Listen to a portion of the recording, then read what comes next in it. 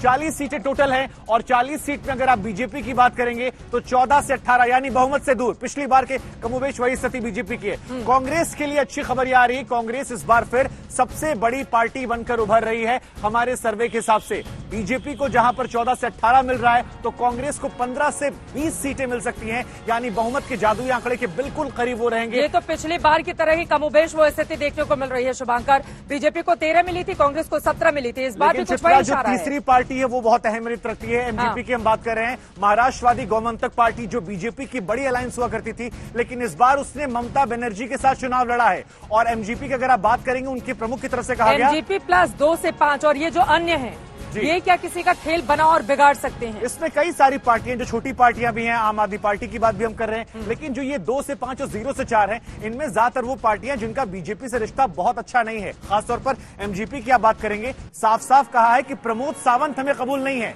प्रमोद सावंत ने हमारे तमाम नेताओं को हटा दिया था, मंत्री थी, बीजेपी की पुरानी अलायंस थी, लेकिन अब ममता बनर्जी के साथ इस बार चुनाव लड़ा है। और इसमें ममता कितनी सीटें और एमजीपी कितनी सीटें, इस पर भी आपको नजर रखनी पड़ेगी, क्योंकि इस बार गोवा का समीकरण फिर वही है, निर्दलियों को लेकर ही सरकार बनने वाली। अब सवाल यह है कि देखिए कांग्रेस पार्टी ने भी बीजेपी से बहुत कुछ सीख लिया है। बीजेपी ने छोटी पार्टी होते हुए भी, नंबर 2 होते हुए वहां पे अपनी सरकार बना ली थी अन्य निर्दलियों को मिलाकर।